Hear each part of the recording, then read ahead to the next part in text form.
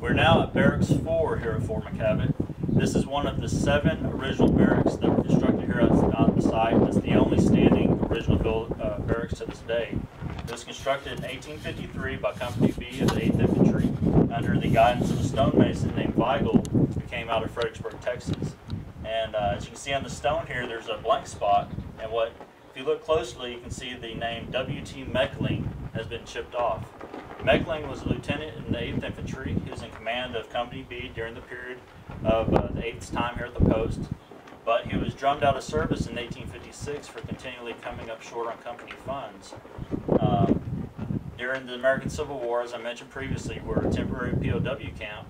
And at the Battle of Adams Hill, where his former regiment was surrendered to the Texans, he was in charge of all the Texan artillery at that battle. So whether his old regiment didn't care for him whenever he was drummed out of service, or after the Battle of Adams Hill, whenever they were brought here as POWs in September of 1861, if they still had a grudge against him, somebody chipped off his name off of the stone.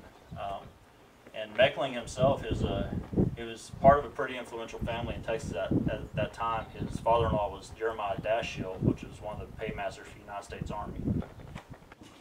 We're now in the non-commissioned officers' quarter, or room here in Barracks 4 at Fort McKavett. And we have the entire south end of this barracks set up as it would have looked when Company B 8th Infantry were living in here. And as you can see, the furnishings are pretty Spartan. They would have all been made on site by the soldiers, so they were all utilitarian. As we look around the barracks, you'll notice there's a lot of stuff painted a light blue.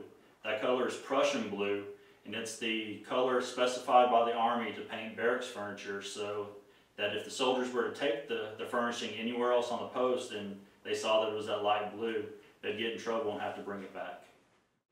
We're now in the middle room of Barracks 4, which we have furnished as it would have been when Company I of the 10th Infantry were living in here during the Red River War, about 1874. On average, Fort McKavett had about 350 soldiers stationed here. At its highest point was during the period of the Red River War, when we had 1,500 troops stationed here, being readied or trained to move up to the Panhandle. And as you can see, the main difference between this room and the other room is the beds. These are all single bedsteads, whereas the other ones were called cribs, and they were a little bit wider and bunks. And those beds slept 4 men to each bed, 2 on top, 2 on bottom, sleeping head to toe. Following the American Civil War, the United States military did a health and hygiene analysis, and they determined that sleeping individually was a little bit more healthy for the soldiers. The body heat and the cleanliness issue. There weren't as many soldiers getting sick. So they switched to iron bedsteads. These sneak bunks are of the same pattern of the original bunk that we have in our collections that was found just right down the road.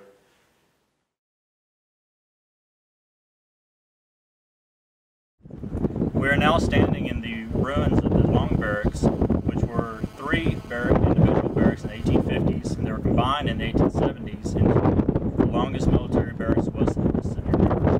The room that we're standing in is the one that Sergeant Emmanuel Stans of the 9th Cavalry lived in during his time here at Fort McKavett. And if you don't know about Emmanuel Stans, his actions at the Battle of Kickapoo Springs, just north of Fort McKavett here, which resulted in the capture of Willie Layman and several head of horses that had been captured by Comanches, resulted in him being awarded the Congressional Medal of Honor, which was the first instance following the American Civil War.